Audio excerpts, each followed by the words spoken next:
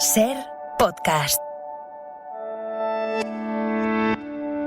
Estamos de celebración con las nominaciones a los Oscar, 3 para el cine español, para La Sociedad de la Nieve y Robot Dreams. En este episodio comentamos y analizamos las candidaturas, también la ausencia de Margot Robbie. Y a los cines llega una de las películas favoritas para estos premios, Pobres criaturas, la nueva asociación de Lanthimos y Emma Stone en este provocador Frankenstein feminista. Además hablamos con Eva Green, tenemos a un montón de motomamis franceses, cine español y música.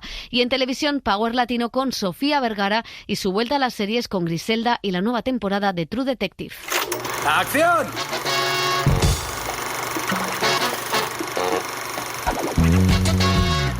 El cine en la Ser con Pepa Blanes.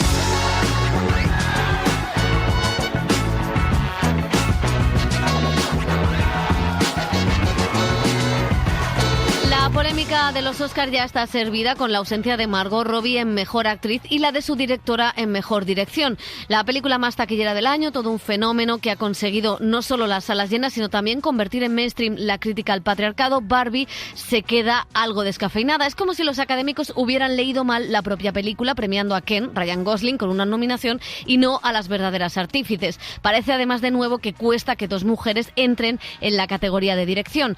Greta Gerwig está fuera, pero sí ha entrado, y esto nos hace bastante ilusión, la francesa Justine Triet, ganadora de la Palma de Oro con Anatomía de una caída. Los gritos de ella y de su equipo debieron escucharse esta semana en el Elíseo, y es que el gobierno de Macron fue a por ella tras su discurso en Cannes en contra de los recortes sociales, también a la cultura. Como dijo Triet, ella es producto de la excepción cultural francesa. Si esa se acaba, como parece, las plataformas camparán también a sus anchas en el mercado francés. Películas como esta irán desapareciendo o quedando relegadas a un circuito meramente marginal. Por eso es tan importante esas 5 nominaciones, las mismas que, por cierto, ha conseguido otra película de autor muy compleja que logra un gran éxito en los Oscar, La zona de interés. Y hablando de Francia, decía Berlanga que el cine español lo que necesitaba no era un legislador, sino un traductor para traducir la ley del cine francesa a la nuestra. No podemos estar más de acuerdo. La sensación de haber estado, después de haber estado en Unifrance, es de envidia por cómo las estrellas francesas, los autores, las autoras, defienden sus trabajos, su idioma, su cultura y su cine, y cómo se apoya todo esto desde las instituciones. Querido gobierno, tome nota y busquen traductores.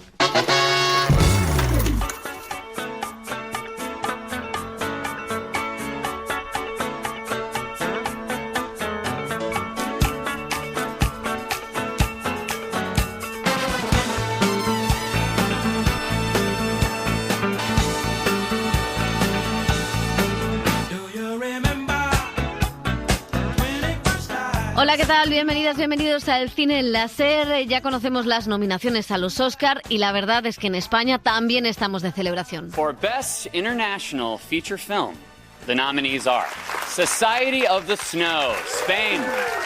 The nominees for Achievement in Makeup and Hairstyling are and Society of the Snow. And for Best Animated Feature Film, Robot Dreams. Pues ahí escuchábamos las 3 nominaciones para el cine español, 2 para La Sociedad de la Nieve, película internacional, y mejor maquillaje y peluquería, y mejor película de animación, Robot Dreams. Candidaturas complejas, sobre todo, bueno, todas son muy complicadas, pero ahí estamos, ahí está el cine español. Bueno, Elio Castro, José Manuel Romero, ¿qué tal? ¿Cómo estáis? ¿Habéis brindado con champán por el cine español? Y además mini hamburguesitas para celebrar el cine español, como decía Paquita Salas. Nos tenían en ascuas porque, como lo dicen por orden alfabético, sabíamos que tenía que estar al final Society y Robot Dreams. Digo, a ver. Era como, no llega. No, bueno, hombre, la verdad es que es un triunfo. Que estén nominadas ya es un triunfo. Es que no nos damos cuenta lo difícil que es meternos. Pues llevábamos un montón de tiempo. Es que es dificilísimo. Difícil meterse entre las 5, ¿no? O sea, que ya es un triunfo. Lo que pase, pues bueno, ya lo veremos. Vamos a disfrutarlo de momento. Animación va a ser complicado. Es muy porque complicado. Quizá la etiqueta de autor pues la tiene El chico y la garza con Miyazaki, que además ha sido un fenómeno taquillero en Estados Unidos. Luego está Pixar, que siempre tiene fuerza, está Spider-Man, ¿no? Es muy variada. Está Netflix con Nimona. Pero bueno, varios datos que a lo mejor para los supersticiosos, decía Elio, hemos estado muy pocas veces nominados en Mejor Película Internacional en los últimos años. Estuvo Almodóvar en 2019 con Dolor y Gloria, que fue el año de Parásitos, y la última fue la que ganamos en 2005, en 20 años, Mar Adentro. Y Mar Adentro también consiguió maquillaje y peluquería.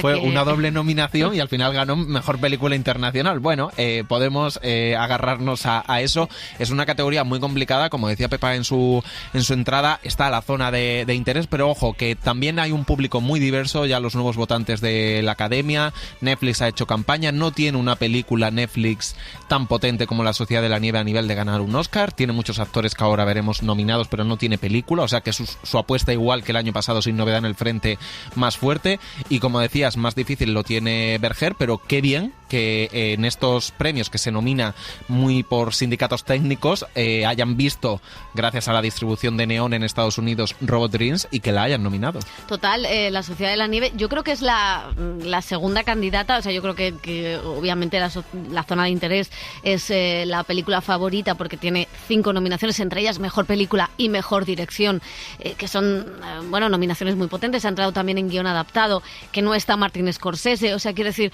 que la zona de interés se ha colado en candidaturas, en categorías muy, muy gordas, como para considerar que es una película muy importante, ¿no? Y La Sociedad de la Nieve, pues tiene 2 que son importantes. Ha sido una película, yo creo que es la segunda, pero yo creo que está ahí. Al no estar Anatomía de una caída, pues la Sociedad de la Nieve... se pueden repartir votos, tiene ojo, muchas con posibilidades. Wim Wenders, con claro, Joe Capitano... Y ahora sí que vota todo el mundo. O sea, aquí ya no solo vota el gremio, sino que votan todos los académicos y académicas, con lo cual el académico medio o el voto medio puede ser. Lo decían muy bien, ¿no? Aquí han votado todos por gremios, ahora todo el mundo va a votar, salvo la categoría de Mejor Película, que como saben tienen un sistema un poco especial y siempre ganan las películas. Ya lo explicaremos, siempre gana la película de consenso, pero es curioso porque este año películas de consenso pueden ser varias. O sea, puede ser Oppenheimer, que lidera las nominaciones con 13 candidaturas, puede ser Anatomía de una caída, que es una película que ha gustado muchísimo, ¿no? Y que tiene esa baza de que la mitad está en inglés, con lo cual no tienen que leer tantos subtítulos, o podría ser Scorsese, que yo creo que esta es la que más ha dividido a juzgar porque ha ido bajando en otras categorías. O puede ser Barbie. Bueno, Barbie ha gustado menos, ¿no? Por ese. Ahora vamos con el debate. Ya me quieres meter ahí. No, nada. A ver, realmente en unos película de consenso. Película de consenso en unos Oscar, no solo por el número de nominaciones, sino por la dinámica de esta temporada de premios, que creo que Oppenheimer cumple el propósito de que es una película que tiene una parte política, ha tenido muy buen recorrido comercial. Y las mujeres son un horror, con lo cual ganará esta. No, es la primera vez que Nolan puede ganar también como bueno, no es la primera vez que puede, sino la que está más cerca de ganar como director con una peli, y él como director tiene 3 actores nominados. O sea, creo que tiene muchos elementos, además que ha sido una película que está rozando los 1.000 millones y con las reposiciones previas a los Oscar va a llegar a esa cifra. Lo único que me hacía muchísima gracia es que Nolan, que ha trabajado para Warner durante muchísimos años, la vaya a ganar cuando se va a Universal. Bueno, metí ahí la puntilla Elio Castro sobre Barbie. Barbie ha sido el fenómeno taquillero del año, una película muy importante por lo que ha supuesto en términos de afinidad con los espectadores y con las espectadoras, y sin embargo pues está nominada a Mejor Película. Margot Robbie está nominada como productora, pero no como actriz.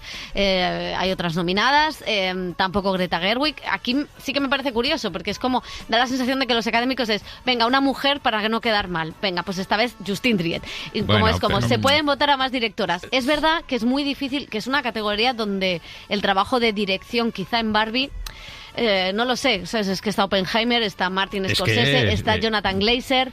Es complicado. Vamos a ver, ¿tú a quién quitarías? De las 5 no lo sé. O sea, quiero decir, es que yo no quitaría a nadie para poner a Greta Gerwig por Barbie. Yo tampoco, pero en el caso de Mejor Actriz, yo tengo claro a quién quitaría. Aunque me cueste mi amistad con la actriz María Guerra, quitaría a Annette Bening. Claro, pero también yo quitaría a Annette Bening porque es el peor papel, o sea, es la que peor está, pero más flojita. También quitaría a Carey Mulligan. Mulligan. Y también me parece una cosa importante, que una mujer de más de 60 esté nominada por un papel, o sea, quiero decir, a una mujer a la que se le ha boicoteado y que merecía el Oscar por American Beauty. O sea que yo con es una Annette nominación regalo este año. No la de Carey Mulligan también, pero menos. No puedo meterme con... Y la de Jodie Foster por la misma pela. ¿Dos también. Barbies? No, es verdad que Margot Robbie debería estar nominada. Pero también te digo, cuidado, porque Annette Bening, que una mujer mayor esté también nominada, también refleja cosas importantes. Sí, pero es extraño. Vamos a admitir que, por ejemplo, lo popular en dirección, estamos totalmente de acuerdo que es que este año había una competencia que era imposible.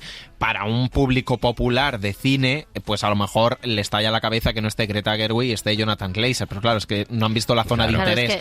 Es apabullante. Indudablemente, ¿vale? Pero para un público de cine comercial popular, esto pues le puede resultar extraño. La cuestión de Margot Robbie es que ha estado nominada en todos los premios y que justo que vota el sindicato y que creo que el sindicato de actores también la nominó como protagonista, que en la última fase de esta carrera, después de verano que lleva promocionando esta peli, se quede ella fuera, por lo que supone también como emblema de esta película, no solo a nivel de productora, sino protagonizarla. Sobre todo que gane, que esté él, ¿no? Que claro. Es como muy significativo. Efectivamente. Y luego que la película que ha hecho 1.500 millones de dólares en la taquilla mundialmente, a ella, que es quien ha levantado prácticamente esta película negociando con Mattel, no esté nominada y esté Annette Bening por una película de Netflix que nadie ha visto.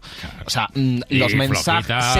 Sé que los actores no piensan en esos mensajes, claro, pero el mensaje es...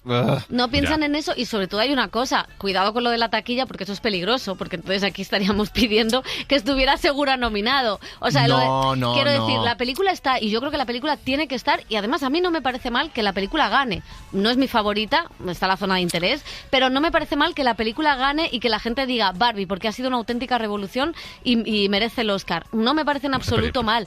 Y yo la hubiera votado a Margot Robbie, pero creo que tampoco es el ninguneo de Barbie. No, Barbie está. Y Margot Robbie puede subir a recoger un Oscar como productora. Y Barbie está en muchas candidaturas. Guión adaptado. Es verdad que con su marido... Con guión adaptado y no está Scorsese, por ejemplo. Claro. O sea, quiero decir, han repartido esa categoría. No, por eso yo, cuando leo en las redes siempre Falling Leaves no está. Bueno, ¿cuál quitarías? Claro. O sea, Margot Robbie no está, pero ¿a qué actriz? ¿A cuál? Y mejor dirección, ¿a quién de los 5 quitarías? Enemístate, como me enemisto yo con María Guerra. Con Barbie tengo sentimientos encontrados porque es como no haber entendido la película cuando tú nominas a Ken y no nominas a Barbie, ¿no? Sí.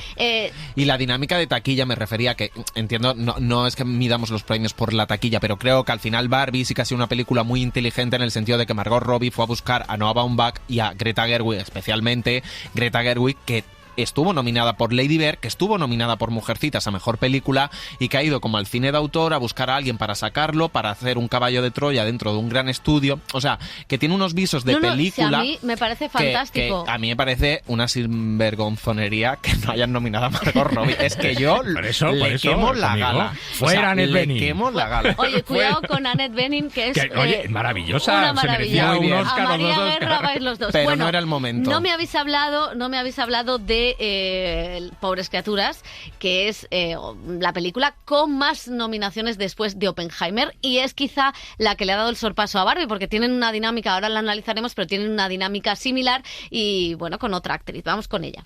El cine en la SER con Pepa Blanes.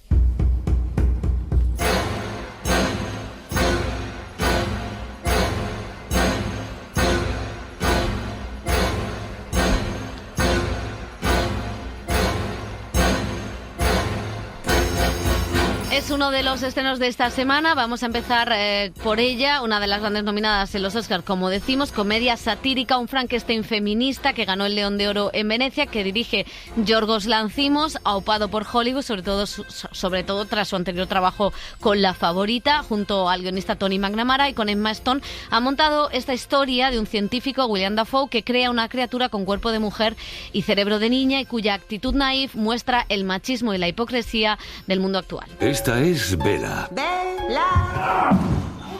Bella, este es el señor McCandles. Hola, Bella. ¡Oh! Es un experimento. Buenas noches. Su cerebro y su cuerpo no están del todo sincronizados.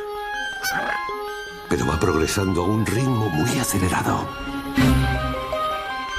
Es el papel que le puede dar a Emma Stone de nuevo un Oscar, el de esta mujer desinhibida, que supone la cuarta colaboración con el director griego y la tercera con el guionista Tony McNamara. De momento ya ha ganado el Globo de Oro y en su discurso decía que para ella esto era en realidad una comedia romántica. Playing Bella was unbelievable. I think this is a rom-com. I see this as a rom-com.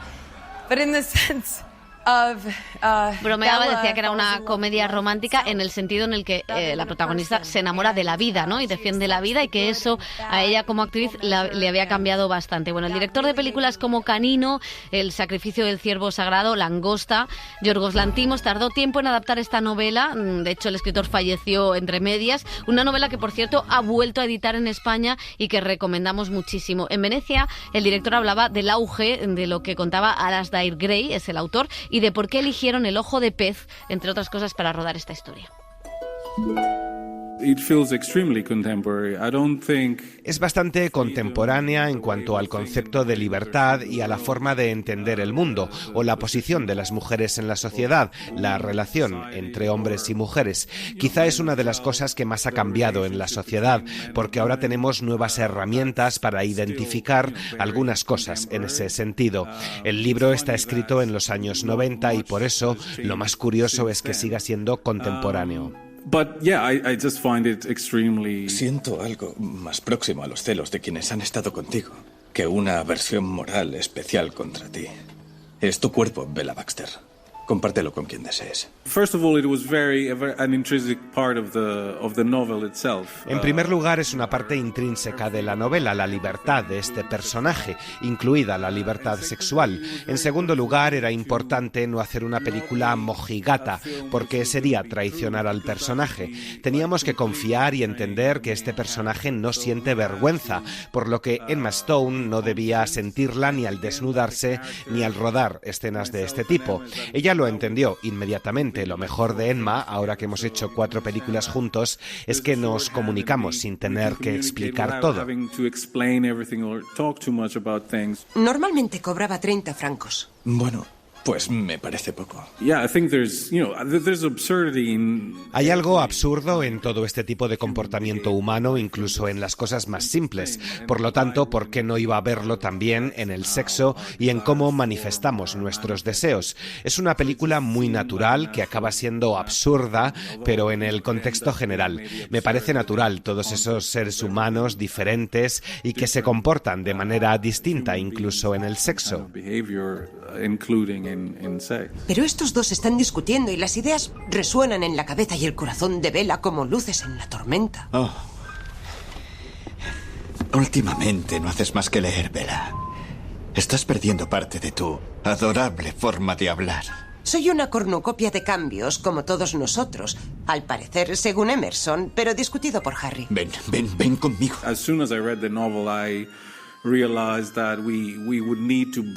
Desde que leí la novela me di cuenta de que necesitábamos construir un mundo para que Bella lo habitara. No podía ser el mundo tal y como lo conocemos, tenía que aparecer según la perspectiva del personaje. Eso nos llevó a construir todo en un estudio e ir agregando todos los elementos que no son nada realistas. Eso es muy cinematográfico, además, porque vas atenuando el blanco, el negro, el color.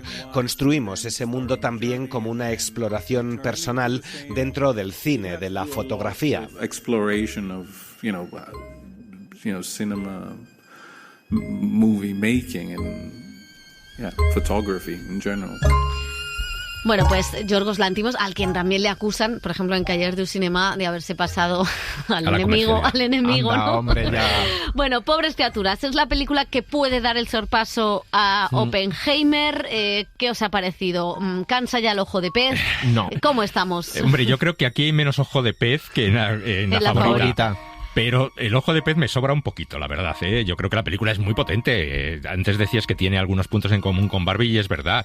Emma Stone aquí hace de una muñequita, de una criatura, de una especie de novia de Frankenstein creada, y que tiene que aprender lo que es la vida y la sociedad y el machismo, ¿no? Y va aprendiendo poco a poco a cómo desenvolviéndose en este mundo, ¿no? Un poco como Barbie, que también descubre, que va descubriendo lo que es el mundo real, ¿no? Pues en ese lo que punto, es el patriarcado. Lo que es el patriarcado. Hasta llegar a los Oscars. Aquí también tiene porque Mark Ruffalo también es una especie de Ken, ¿no?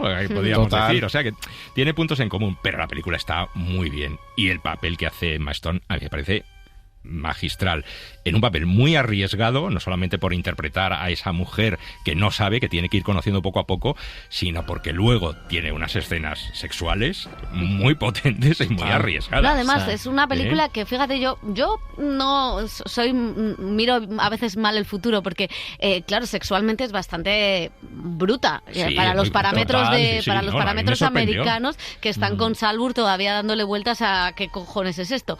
Y entonces a mí me sorprende que la hayan acogido tan bien, y yo creo que normaliza muchas veces el absurdo o el puritanismo en torno al sexo, que es lo que quería hacer el autor, pero a la vez retratando un poco la sociedad de su época. A mí me gusta mucho. Yo me leí la novela antes de ir a Venecia, y quizá por ponerle un pero, la novela era un ataque total al thatcherismo, y aquí quizá esa parte política queda más reducida a un par de comentarios, ¿no?, sobre las clases sociales y el marxismo y los movimientos. Pero me parece muy inteligente cómo adapta y cómo nos habla de este Frankenstein feminista, que juega como Barbie. O sea, si Barbie lo que hace es cambiar el mundo real, o sea, a jugar a las diferencias, aquí también de alguna manera, ¿no? Y lo de que decías del Ken de Mark Ruffalo va más, ¿no? Porque es un poco el personaje de una heroína escapando de todos los tipos de hombres, ¿no? De ese padre que la quiere proteger, del novio bueno pero que también tiene lo suyo, el falso aliado, que hay muchos, o incluso es una road movie. o ese amante de ella escapando todo el rato, o luego el debate que sortea con éxito, veremos qué pasa, ¿no?, sobre la prostitución, que también es muy valiente en un momento actual entrar en eso, y luego haciéndolo con, bueno, pues con ese despliegue de color, de decorado, una estética muy feliniana también en muchos aspectos, ¿no? Pero yo creo que excesiva, ¿no? Ahí está la parte inteligente, y en la que colocar al espectador e incluso a Hollywood en ese código, en el código de la farsa, ¿no? De la farsa gótico, barroco, kitsch, hortera, porque tiene partes hortera que te llevan de alguna manera entre a una cosa de época y fantástica, hace que como que relajes un poco el análisis de la película si hubiera sido, pues por ejemplo, una apuesta visual mucho más realista, ¿no? Como la de La Favorita, que también tenía, pero si fuera una cosa de pasillos de corte mucho más reconocible, a lo mejor hubiera escamado más, pero como te coloca en ese nivel un poco dentro del fantástico que decía, sin ser fantástico, yo creo que por ahí ha pasado, siendo una película, estoy totalmente de acuerdo, absolutamente kamikaze. Es que tú te pones a rascar en la peli, lo de la prostitución es muy heavy, lo del sexo. Emma Stone, no solo producir la peli, protagonizar, es uno de los papeles, mira que tiene papeles y ganó el Oscar con La La Land, memorables, y es una actriz que a mí me encanta, pero es que físicamente lo que hace. Y luego es una película súper inteligente, porque lo que hace es colocar el cuerpo de una mujer con el cerebro de una niña, entonces te demuestra que alguien que no ha leído los códigos de la sociedad y las convenciones sociales y todo, alguien que sale con ese deseo sexual y ese deseo de libertad, que todo es un constructo. Efectivamente. Judith Butler. Efectivamente. Alguien que no ha aprendido o no ha sido educada por su edad en esos códigos que te enfocan en la vida de género, pues puede salir a la calle y liar la parda como la lía ella y afrontar esta road movie de liberación, ¿no? Entonces, además es divertida, es política. Creo que tiene muchísimos elementos esta peli, que es fantástica. Por decir alguna cosa, es verdad que si vemos en perspectiva la carrera de Lanthimos, claro, ha cambiado muchísimo. O sea, yo que una de mis películas favoritas es Canino, cómo ha cambiado, que me parece muy bien que los directores evolucionen y vayan hacia donde quieran. Tiene que ver un poco poco con Tony McNamara, creo, la asociación de guión. Es que claro, no hay nada no hay nada retorcido, era mucho más retorcida la favorita, o sea que... Sí, ¿no? Sí, puede ser que haya... No hay ciervos sagrados. Sí, pero tiene que algo. Los de Callers tengan razón al fin y al cabo. En eso el retorcimiento se ha hecho más feliz. Con el dinero te da la felicidad, eso es cierto. Vamos a pasar al cine de aventuras. Los franceses tienen una superproducción sobre una de sus grandes novelas, Los Mosqueteros. En este caso tenemos la segunda entrega de esta saga. La primera fue D'Artagnan, esta es Milady, y está protagonizada por Eva Green. Espadachines, intrigas, acción por todo ese París de la época. La producción cuenta también con Vincent Cassel, Vicky Krieps, Louis Garrel o Romain Duris. Yo creía en la libertad. Desde que nací. Los hombres me han humillado, mancillado, traicionado. Mi vida ha sido suya. Mi muerte será mía.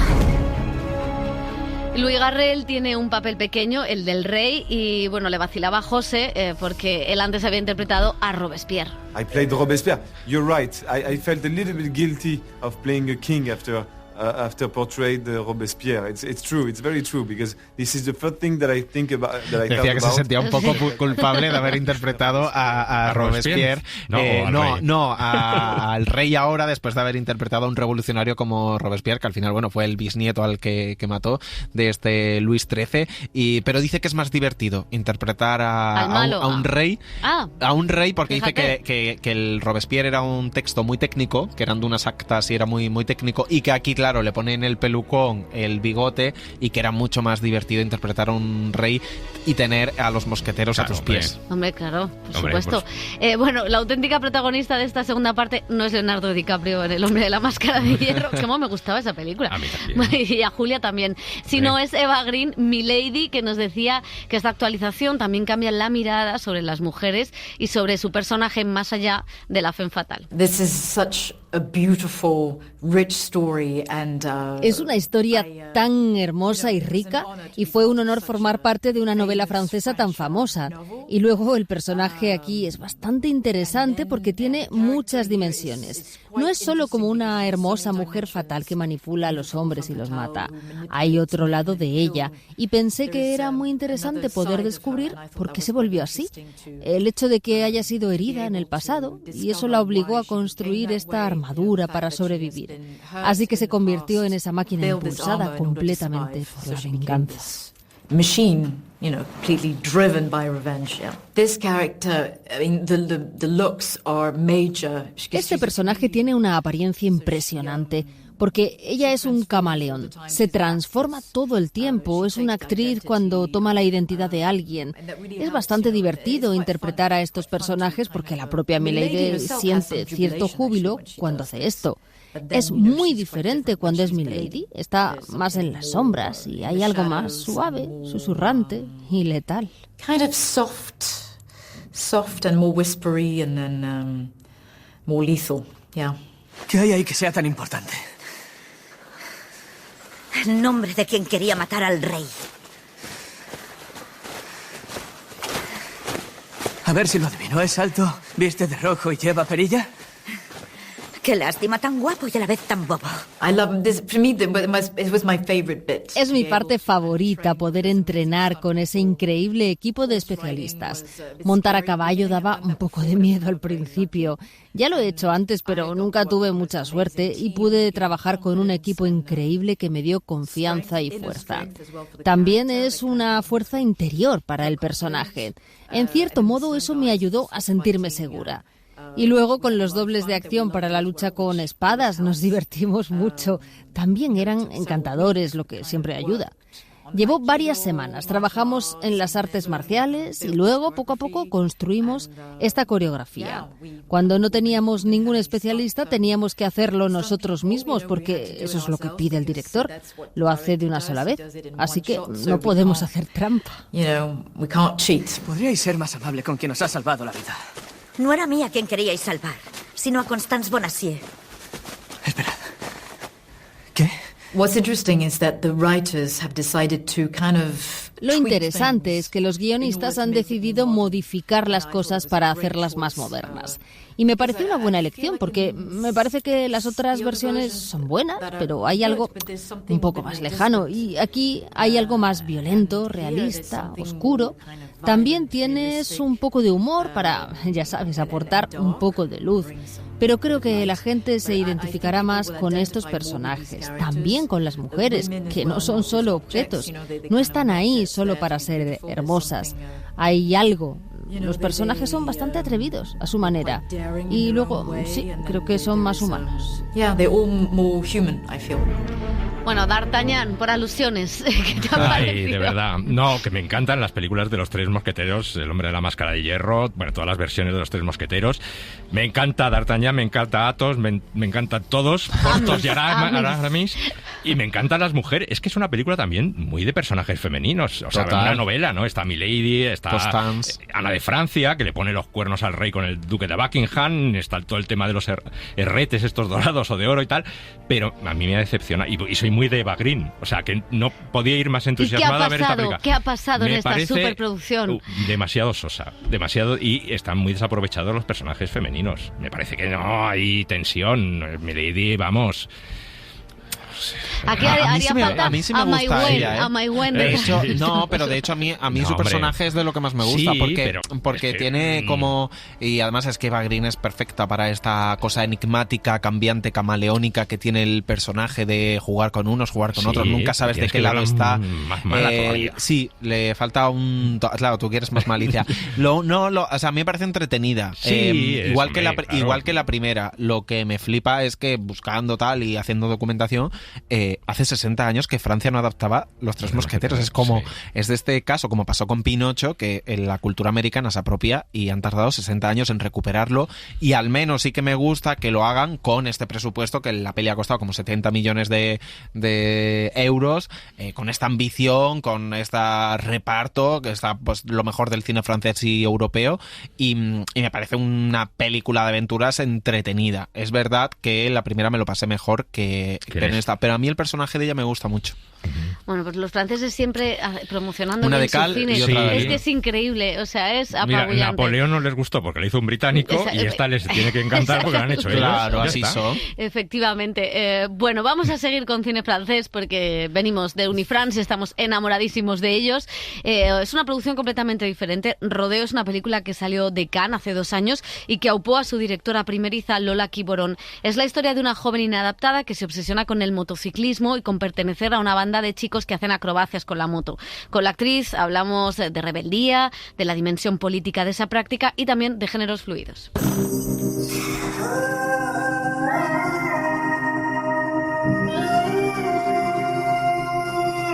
Pour moi, dans cette pratique, il y a une forme spectaculaire évidente, une poésie. Para mí, en esta práctica de motocross urbano, hay una forma espectacular que es evidente y una suerte de poesía que es increíble. Los códigos también, el lenguaje, la vitalidad, ese impulso entre la vida y la muerte, la cercanía, un accidente, ese subidón de verte con la muerte enfrente, evoca ideas muy potentes, ruidos, transpiración, cuerpos sobre el sol, olores, y luego está esa dimensión política en la que me ha interesado cómo se forman familias alternativas, uniones a través de una misma pasión. Eso resulta bastante bonito de ver, observar cómo esos jóvenes se mezclan y la solidaridad que hay entre ellos a pesar de las diferencias. Incluso a veces hay barrios que se juntan en estas carreteras que, pese a no estar nunca de acuerdo, reconectan a través de esta pasión. Qui se reconnecte à travers la passion du crossfit. En lisant Paul B. Preciado, littéralement, je pense que ce livre a sauvé. Leer a Paul B. Preciado salvó mi vida porque comprendí quién era, entendí mis deseos y fue una verdadera introspección. Descubrí que yo era una persona fluida y que podía serlo, que podía oscilar entre el binarismo y que oscilar entre el binarismo era destruirlo de alguna manera, estar en movimiento. C'est détruire la binarité d'une certaine manière et c'est être en mouvement. Et pour moi, c'est vraiment un film qui est un film sur le mouvement, pour moi le mouvement c'est la vie. Creo que esta es una película sobre el movimiento, que para mí es la vida. Lo fijo es la muerte, es algo mórbido, estereotípico, supone la cristalización de la mirada sobre el miedo y el enjuiciamiento. El enjuiciamiento supone tener la mirada inmóvil. Precisamente por eso Julia es un personaje importante. Es compleja, tiene una especie de transidentidad, un impulso y una intención de atravesar los géneros. Ejercer el género masculino y a la vez el femenino, ser híbrida, estar a la vez entre los muertos y los vivos, entre lo real y lo soñado. Me encanta esa oscilación. Para mí es un ser indefinible. Bueno, era Lola Quiborón, la directora de esta película, primera película. Debuta en Cannes, en Un certain regard, con esta película en la que me encanta que menciona apreciado José en esa entrevista, sí. Porque es verdad que es un personaje que va descubriendo el sexo, descubriendo también tampoco su propia identidad, ¿no? No, y no está definida por eso, pero es verdad que sí que la elección de la actriz de Julie sí que tiene algo, ¿no? De un poco de ese binarismo, de esa no identificación total, de entrar en ese mundo tan masculinizado en el que tú te cuesta destacar, que esas relaciones tan tóxicas que se generan, porque bueno, al final también pues hay bandas callejeras, violencia, o sea, creo que está todo eso, pero me gustaba mucho lo que decía ella, ¿no? Aparte de autodescubrirse leyendo a Paul B. Preciado, que es maravilloso, esa idea del binarismo y de la identidad también en movimiento, ¿no? Que al final es una metáfora de la película, de la moto. y de la moto y la de motomami, la motomami y de la propia historia de que cuenta la película con esta actriz y la historia de esta chica, que tiene mucho también de ese cine que se acerca a las ballet, al extrarradio, a la marginalidad parisina de una forma bastante franca y honesta, no de una mirada esteta, pero sin renunciar a un planteamiento y a una disposición visual de las imágenes a la hora de rodar esas carreras. A mí me gustó mucho cuando la vi en Cannes, porque me parece que además es hacerlo desde un punto de vista, ¿no? Como son estos grupos, que al final no deja de ser una tribu urbana, no deja de ser casi una subcultura, ¿no? Donde tú tienes que pertenecer y tienes que hacer una serie de cosas para pertenecer, y al final lo que viene a decir la película es que el género también es una subcultura, ¿no? Y la familia en movimiento. Claro, tienes que adentrarte en eso. Y como ella, que tiene muy claro, ¿no?, que quiere pertenecer, quiere ser un chico más de ese grupo, empieza a descubrir que no todo es tan estanco, que no todos los límites están tan definidos y que las cosas se pueden llamar de otra manera. Me parece que era una forma interesante de mostrar también las alianzas entre mujeres que son marginadas en esa comunidad. A mí me gustó bastante con el descubrimiento de la actriz, que me pareció maravillosa. Sí, también ese retrato de esa juventud parisina, ¿no? Que al final es una juventud de París que vive ajena a la imagen que tenemos de París y a ese mundo, y como decía la directora, una juventud que no sé si está politizada, pero que en ese momento salían a protestar contra el asesinato a manos de un policía de un chico negro, pero que lo que hacen sí que es político, porque al final es una forma de habitar el mundo y de relacionarse. Lo único que le pedimos, por favor, a las distribuidoras, que no tarden tanto en estrenar las pelis, porque las tenemos que volver a ver y se nos olvidan. Bueno, vamos con cine español. Tenemos comedia negra con Un mal día lo tiene cualquiera, con la que debuta en la dirección la humorista Eva H. Ana Polvorosa es una mujer ordenada y responsable que se queda sin las llaves de casa y afronta una noche de pesadilla por Madrid. ¿Es posible predecir la conducta de las organizaciones? Orden y jerarquías, eliminando por tanto la aleatoriedad y el caos. Elvis, ahora vengo. Mira, qué alegría. María. ¿Te invito a una caña? Es que mañana madrugo, que presento la tesis. Esto hay que celebrarlo. Es que no puedo, de verdad. Un par de cañas rápidas y para casa. Creo que las dos somos ordenadas, tendemos a tener un poco de control, pero esto es un poco como para cocinar. Creo que las dos sabemos que tenemos que tener cosas en el frigorífico, pero luego te pueden salir diferentes recetas. Y en eso somos algo parecidas a la protagonista, pero a lo mejor no tanto en su cuadrícula, ¿no? O en su rectitud. Sí, de hecho yo creo que a lo largo de la película hay un montón de personajes que aparecen y desaparecen que a priori parece que quieren ayudar, ¿no? O sea, no... Y creo que eso es un reflejo de la sociedad bastante brillante, ¿no? Del guión, que hay mucha gente, estamos rodeados de mucha gente, pero al final no termina de haber una tribu, ¿no? Estamos más comunicados que nunca y también más solos. ¿No ha pagado mi amiga? Si yo solo iba a tirar la basura, porque yo reciclo. Perdone, eso no va ahí. Gilipollas. Le dije a Ana que revisitara Joque Noche de Scorsese, que a mí me parece, después de tantos años, que la recordaba más comedia de lo que realmente es, porque es bastante sórdida. Es súper sórdida. Es bastante sórdida. Es muy oscura y no quería que se nos fuera a esa cosa, no sé, tan trágica, a pesar de que aquí hay agobio y tal, pero... Y luego también le dije que viera El Guateque, por lo que es el caos, dentro de que es, claro, otro es pura comedia, ¿no? Pero a mí me interesaba mezclar géneros y me interesaba mucho esa risa nerviosa que sale del terror, que sale de un poco de suspense. También recordaba mucho La pequeña tienda de los horrores de Roger Corman, que es una película también como acelerada y con ciertos toques surrealistas, ¿no? Y se estrena también Faro, película de Ángeles Hernández con Hugo Silva, un thriller psicológico en el que una hija y un padre se refugian en un faro tras presenciar la muerte de la madre. ¿Tú crees en los fantasmas? Todo empezó cuando llegamos al faro.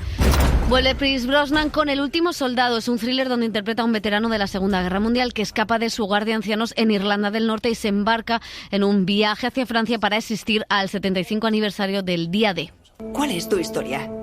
Bueno, sí, yo también luché con los irlandeses unidos. Todos escribimos cartas de despedida antes de ir a Francia por si nos mataban. Y dos documentales: Sauna, que ganó el premio del cine europeo, y que estrena Filmin, una película que ahonda en la intimidad que se produce en una sauna finlandesa, donde las mujeres cuentan sus experiencias y sus preocupaciones íntimas. Y por último, Little Richard, I Am Everything, documental de Sundance que redescubre la figura de este músico LGTBIQ que fue una gran figura revolucionaria que reinventó la música popular. I think that, Little Richard's contributions go beyond music. Yo creo que la contribución de Little Richard fue más allá de la música. Influyó, por supuesto, en la forma de actuar sobre el escenario, pero también en la expresión de género. Todos esos elementos se pueden ver en muchos músicos contemporáneos, como Bad Bunny, Rosalía o Tyler, the Creator. Not taking away from Bad Bunny or Rosalía or Tyler, the Creator. Todos se expresan de una manera parecida a cómo lo hacía Little Richard. Fue un emancipador de las formas artísticas y de la música. Of music brought to people. I think what Little Richard is talking about is a very special time. Cuando hablamos de Little Richard, nos tenemos que situar en una época muy especial. Es 1955, un año en donde se asesinó a una persona negra simplemente porque supuestamente había silbado a una mujer blanca. Performing for both white and black people. En ese tiempo tan convulso, Little Richard consiguió que a sus conciertos fueran negros y blancos en espacios donde estaban segregados. Fue parte de un movimiento, aunque en primera línea estaban luchando contra el racismo personas como Rosa Parks o Martin Luther King. And others who were on the front lines of battling racism. Well, it's Saturday night and I just got paid. Fool about my money, don't try to save. I think that the music industry now is corporatized. La industria musical ahora y siempre ha estado en manos de grandes corporaciones. La diferencia es que hoy en día un artista independiente puede colgar su música en plataformas o redes y vivir sin formar parte de las grandes corporaciones. En los tiempos de Little Richard eso no existía y para que su música tuviera alcance dependías de que tu música se pusiera en la radio y para eso tenías que formar parte de un gran sello musical. I think film has a greater barrier to entry. La industria del cine tiene unas barreras mayores porque aunque se pueden hacer proyectos independientes para llegar al gran público, si tú no tienes detrás una gran corporación que te apoye o te ayude con la promoción, es muy difícil sobrevivir. Las industrias de la música y del cine no son comparables. So much higher with film.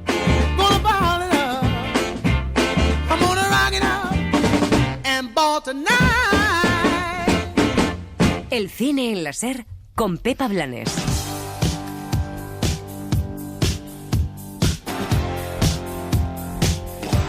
Las series.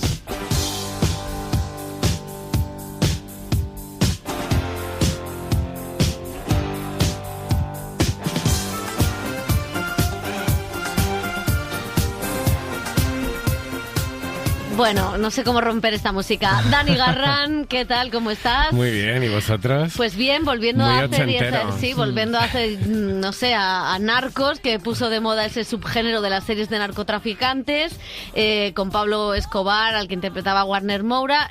Las nuevas generaciones conocían a ese traficante que ya había causado estragos. Después fue Javier Bardem que lo interpretó en cine, bastante mejor que lo siento. También se quejaban de los spoilers, ¿te acuerdas? Es verdad. Pablo Escobar muere, perdón. Que la gente decía que había spoiler y tal, porque pusieron en Wikipedia, sí. La generación Z. Que fue divertidísimo. ¿Sabes? Yo el spoiler más loco que he leído es el que le acusaban a Scorsese por La Pasión de Cristo. También te digo que... Porque Jesucristo, queridos oyentes, murió crucificado. No quiero ser malo, pero el otro día en la redacción empezamos a hablar de Oppenheimer y alguien dijo, silencio, que no quiero spoiler.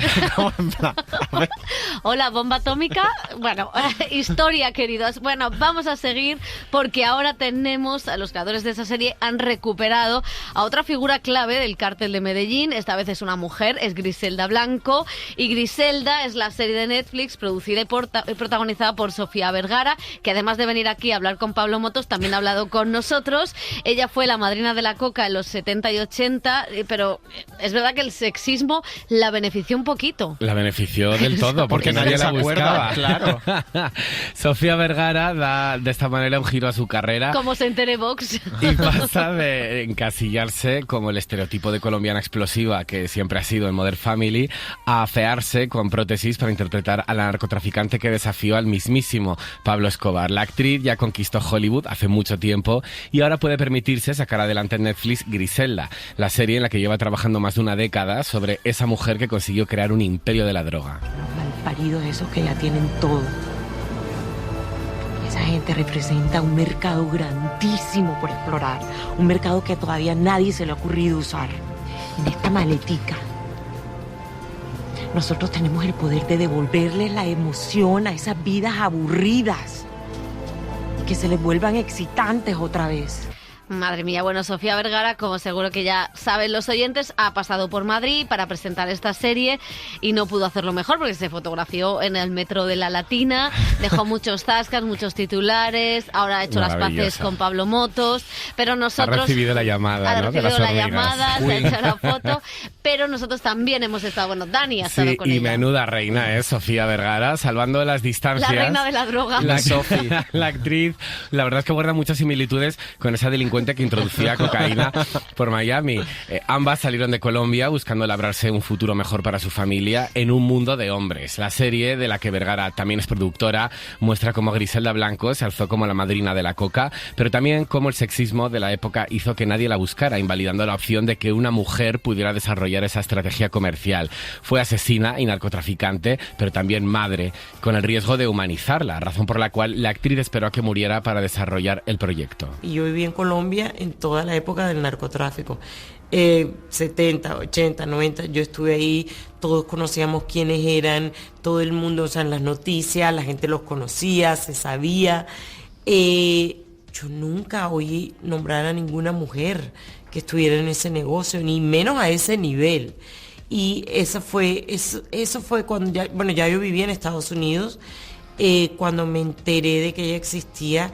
Y esa fue una de las cosas que más me llamó la atención. La razón por la que yo duré tanto tiempo pensando en hacer Griselda, la primera vez que me enteré de ella fue hace creo que como 15 años y comencé a pensarlo, pero después de unos años dije, no voy a hacer esto porque ella estaba viva. Ella la habían soltado de la cárcel por unas circunstancias absurdas, una mujer que debía de estar en la cárcel. Entonces, exactamente por esa razón dije no. Pero después ella, como sabemos, terminó mal y eso me dio un poquito como de seguridad de que bueno, ahora sí puedo hacerlo. Bueno, otro spoiler, Griselda Blanco está muerta. Lo acaba de decir Sofía Vergara, no nosotros, ¿eh? Es el primer trabajo dramático de la actriz y la primera vez que actúa en español. En sus inicios en Estados Unidos, Vergara ocultaba su acento para conseguir más trabajo, pero ahora ha recuperado la confianza y se siente cómoda trabajando en su lengua materna. Eso sí, con el drama le cuesta más. Una cosa nueva para mí actuar en español, porque con el inglés tan horrible, asqueroso que tengo, pero así es como trabajo yo en inglés. Entonces llegar a hablar español se sentía muy extraño para mí, pero después me comencé a dar cuenta que era un alivio porque no tenía que estar ni pensando ni traduciendo. Me encantó y bueno, el drama nunca lo había hecho, entonces sí estaba bastante asustada al comienzo, pero después cogí mucha seguridad porque me llevé muy bien con Andy Weiss, el director, me guiaba muchísimo, me decía las verdades. Cómico es mucho más fácil, se va uno a la casa a dormir tranquilo, a mí me sale mucho más fácil. El drama, el cuerpo no sabe que tú estás pasando por esa experiencia, entonces te vas cansado para tu casa, agotado, no entiendes qué es lo que pasa, no te puedes dormir, los horarios son muchísimo más largos también, porque hay muchísimas cosas pasando alrededor, es bastante difícil, así que si me toca lo hago, pero no es como que si me pones a escoger La comedia. Pues la comedia, Sofía. Lo que ella quiera. La actriz, que también sufrió indudablemente los prejuicios de Hollywood, que le obligaron a teñirse el pelo de negro para parecer más latina cuando llegó a Estados Unidos. Sin embargo, desde que un cazatalentos la descubriera en las playas de Colombia, siendo una adolescente, su carrera pues ha sido meteórica. Tocó el cielo al interpretar a Gloria Pritchett en la comedia Modern Family durante 11 temporadas y se convirtió en la actriz mejor pagada de la televisión. Salida de Barranquilla, Sofía Vergara ha cumplido a rajatabla eso del sueño americano, pero pide más voces para contar historias porque sabe que incluso con su éxito hay escasez de oportunidades para los hispanos en Hollywood. Mucha emoción de que a mí me hubieran dado la oportunidad de hacer un papel como Gloria Pritchett. En esa época realmente en televisión no había un personaje con un acento tan fuerte como el mío y los escritores escribían perfectamente para ella. Al comienzo me preguntaban muchísimo porque lógicamente eran americanos pero después ya ni me tenían que preguntar, ya ellos sabían exactamente que era una mujer colombiana. Bueno, antes de mí estaban Salma, Penélope y siguen habiendo muchísimas, ahora muchos más. Y lógicamente poco a poco no podemos compararnos, no tenemos las mismas oportunidades que los americanos, pero yo creo que sí, que cada vez hay más. Siento que lo que necesitamos es más escritores latinos que escriban para nosotros, para que nos puedan incluir en las producciones.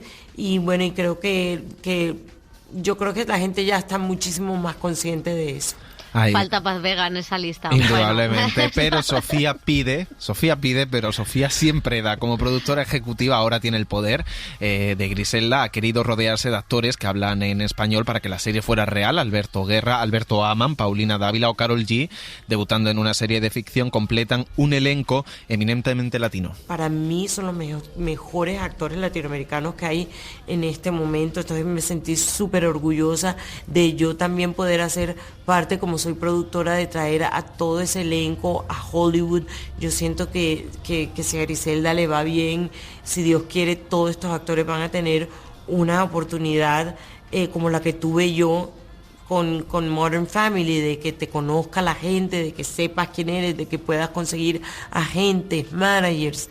Eso era muy importante para mí. Y para terminar, aprovechando que estaba en España, también le pidió un papel a Pedro Almodóvar en una de sus próximas películas, porque Sofía Vergara, antes de ser actriz, ya era fan del director. Ay, sí, ya quisiera, por favor. Sí. Ay, pues que ni le cobro, le pago yo lo que quiera. Claro, es que lo que pasa, bueno, yo he sido fan de él desde antes de que yo fuera actriz. Y es que lo que siempre he sentido es que los papeles que él crea para mujeres son tan espectaculares que yo creo que pocos directores tienen esa creatividad y esa imaginación para crear estos personajes tan especiales. Pues como oiga lo de no cobrar a Agustín Almodóvar, la ficha y se ahorra la producción. Bueno, hablamos de ese sexismo que había sufrido el personaje de Griselda, ¿no?, dentro del mundo del narcotráfico. Es verdad que las agencias antidrogas dirigidas por hombres insistían en que una mujer no podía estar detrás del tráfico de drogas. La serie muestra las dos caras de la moneda, la de Griselda y la de June Hopkins, que era miembro del Departamento de Policía de Miami. También es una joven madre soltera de ascendencia latina que trabajaba en un mundo que menospreciaba a las mujeres. Esto nos decía Andrés Baiz, el director de la serie, que venía también de dirigir Narcos. June Hopkins, que además es un personaje real, que existe y que trabajó como detective en el Departamento de Policía de Miami, representa la otra cara de esa moneda, porque ella era no tomada en serio en el departamento de policía, era irrespetada y tenía que trabajar 10 veces más para probar sus puntos, para probar que sus intuiciones eran correctas, y lo mismo obviamente le sucedía a Griselda por el lado, digamos, de la criminalidad, ¿no es cierto? Entonces, en últimas, esa es la temática de fondo de esta serie y la diferencia de todo lo que hemos visto antes, y es mucho más íntima. Aunque conocía desde luego el personaje de Griselda Blanco, nunca me había puesto a pensar en el sexismo que le tocó vivir en esa época para poder lograr sus objetivos. Desde luego era un personaje muy carismático y con mucha agencia y con mucha ambición, pero eso hizo que la comprendiera más y que la quisiera más, en cierta manera, aunque obviamente no justifica lo que hace. Pero lo que vi como director y lo que entendí es que precisamente por ese sexismo, por ese menosprecio, el alma se va corrompiendo y el personaje empieza Griselda a usar las mismas tácticas que sus enemigos usaron contra ella. Y esa es, en cierta manera, su propia perdición. Bueno, pues la perdición... Qué fuerte la Griselda. Qué fuerte. ¿Qué os ha parecido?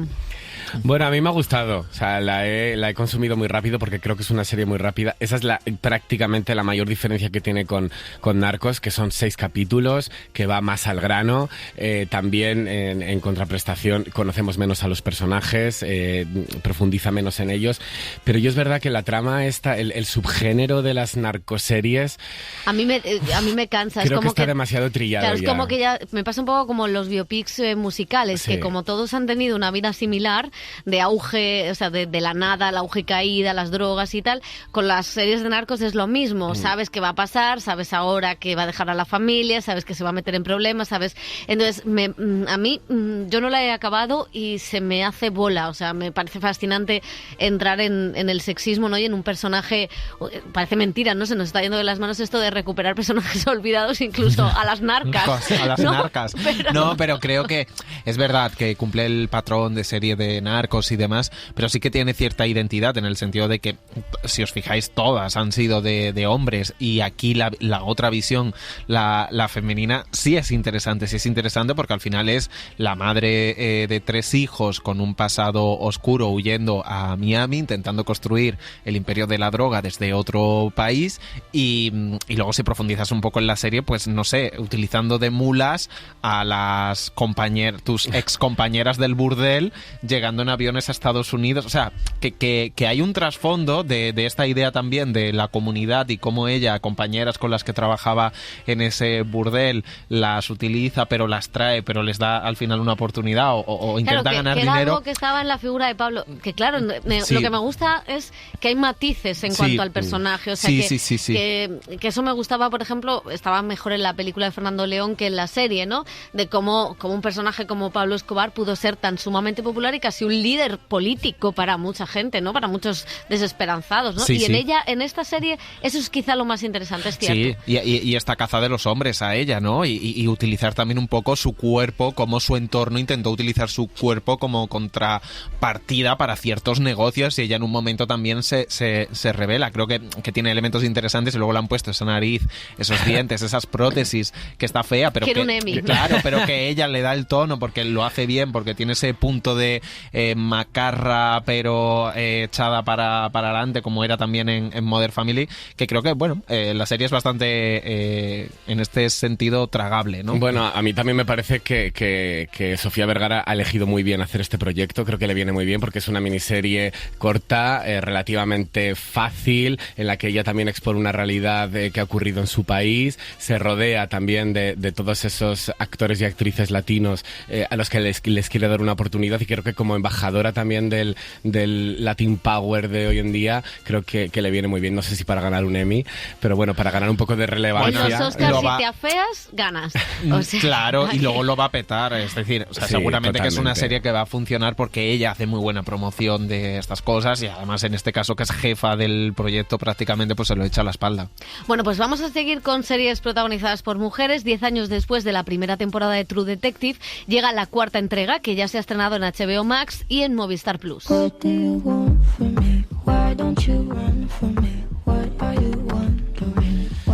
Sí, parece que True Detective ha vuelto a recuperar parte de su esencia, en la que ya es su 4ª temporada. Los creadores de la serie, Nick Pizzolatto y Fukunaga, ya solo aparecen en los créditos como productores ejecutivos y ceden la parte creativa a la mexicana Isa López, que se convierte en showrunner y directora, y lo hace rodeada de un reparto encabezado por Jodie Foster y Cali Reis. De nuevo, un misterioso asesinato, investigadoras con un pasado complejo y un escenario inhóspito, Alaska, para hablar de la violencia de esos lugares, especialmente dirigida a las mujeres indígenas. Tú no viste el odio. Se veía la aversión en el modo de apuñalarla. Alguien le dio una buena paliza después de tirar su cadáver, Liz. La pobre ahí tendida y recibiendo más golpes. Dientes rotos, costillas rotas. Y luego le cortaron la lengua para callarla, joder. Pero no habría pasado de ser blanca. Recordaréis que la primera temporada de True Detective, estrenada hace 10 años ya, marcó un antes y un después en la televisión por su profundidad, su peso, su identidad y porque nos volvimos absolutamente locos sabiendo qué pasaba y por la importancia también de dónde localizar la serie en ese paraje natural para definir el espíritu de la ficción y por la pareja formada por Matthew McConaughey y Woody Harrelson, que la verdad estaban un poco trastornados en busca de los asesinos. Las dos siguientes, con Colin Farrell y Mahershala Ali, fracasaron estrepitosamente al intentar repetir el modelo. En esta nueva entrega, pues Isa López da la vuelta a este tratado sobre la mente masculina y pone a la mujer en primer término, manteniéndose fiel a ese misticismo y al folclore de la trama de detectives, y eso, poner a dos mujeres al frente, abro por ahí si queréis el debate como venimos a hablar de Griselda, también ha causado molestar entre ciertos usuarios de redes sociales. Y lo woke molesta, señores. Y es muy heavy cómo operamos en el mundo de que haya gente que se organice para, por ejemplo, tirar la calificación en Rotten Tomatoes o en estas webs, ¿no?, que califican y ponen notas a las series que se hayan organizado para bajar la nota True Detective porque esté protagonizada por dos mujeres y haya personajes queer. Se hizo con Barbie precisamente, claro. Se ha hecho con muchas películas y se ha hecho con todas las de Marvel protagonizadas por mujeres. Ahí está Brie Larson, que siempre tiene a todos los haters detrás, ¿no? Las comunidades se organizan para cuestionar producciones que tienen a una mujer o que tienen una apuesta LGTBI, cuando en este caso, o sea, quiero decir, es una cosa bastante orgánica. Quiero decir, tú ambientas la serie en Alaska y la mayoría de la población en Alaska es población nativa americana, ¿no? Entonces, bueno, sobre todo la gente que sufre la violencia en Alaska son las mujeres nativas americanas. En los sucesivos estudios que se han hecho en Sundance, por ejemplo, donde muestran cómo la ficción trata a los nativos, ¿no?, que este año con la película de Scorsese han vuelto a estar de moda, digamos, o de actualidad. Claro, es que son las mujeres las que reciben esa violencia. ¿Cómo no? Si vas a ambientar una serie en Alaska, ¿cómo no va a estar en esa? Pero al margen de la polémica, no sé, ¿qué os ha parecido la serie, Dani? Aquí chocan un poco con hueso duro, que es Jodie Foster. O sea, creo que hay pocas actrices a las que le importe menos lo que diga los usuarios de internet de su trabajo que Jodie Foster, que la verdad creo que es buena elección que la pongan al frente. Además, una actriz ya de una edad, ¿no?, al frente de esta investigación. Sí, bueno, yo creo que el darle una vuelta y coger a esos dos personajes femeninos es un acierto, sobre todo porque es verdad que la primera temporada de True Detective es con la que se compara, porque con el resto prácticamente preferimos hacer como que no han existido. Fíjate, yo no me parece que fueran tan malas, ¿eh? Quiero decir, a mí la de Colin Farrell me interesaba todo lo de la prostitución, y la de Mahershala Ali tenía un tempo diferente. A mí no me parecieron... Quiero decir, la sorpresa que fue la primera también era un momento en el que las series estaban despegando, era ese primer inicio de las mejores ficciones.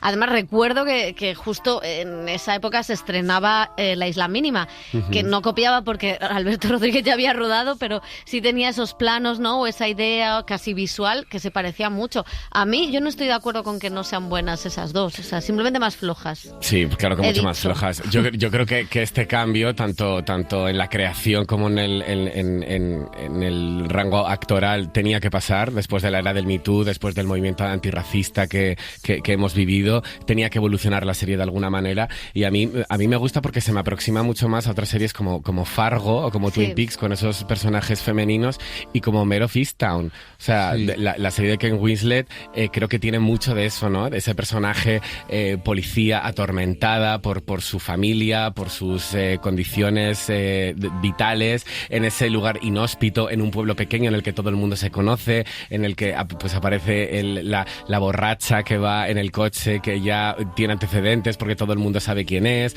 la hija también problemática.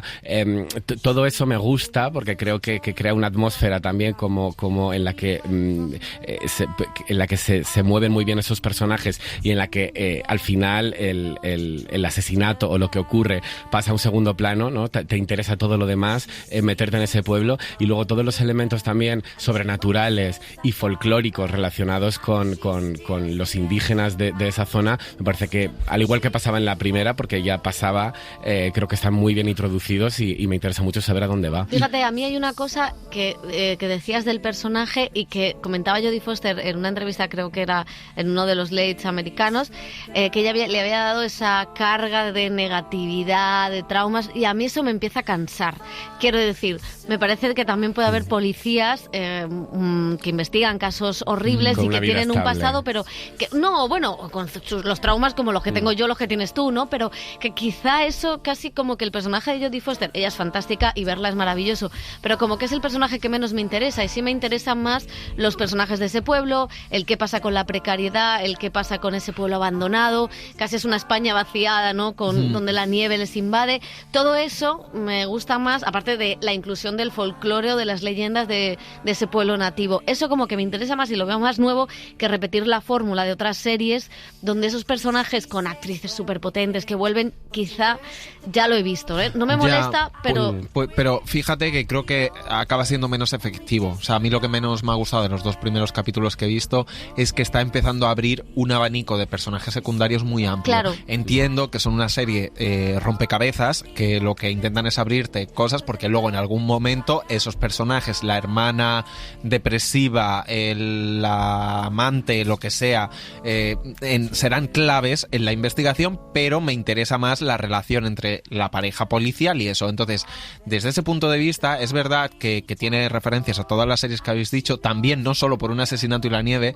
Me gustaría que fuera como más Nordic Noir, ¿no? Que también tiene algo de The Killing, de Brown el puente, y de estos personajes donde la investigación forma más el tronco de la trama narrativa que abrir tantas tramas personales de tal. Indudablemente los policías tienen familia, tienen hermanos y todo, pero no tanto de, no sé, hasta el policía ayudante, conozco a la mujer, a la abuela, lo que sea. O sea, me cansa un poco eso porque quiero centrarme en la investigación. Y ojo también, aparte de ya lo último que digo, de Jodie Foster, que está Fiona Shaw, que es la actriz británica que estaba en Killing Eve. En Killing Eve, buah, sí. Que está la como que habla con los fantasmas. Que ve muertos.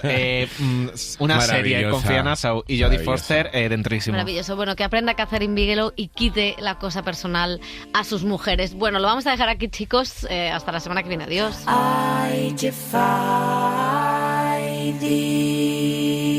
El cine en la SER con Pepa Blanes. She brings us joy when from the right, grief when from the left. Of all the news that's in the air, we know to trust her best.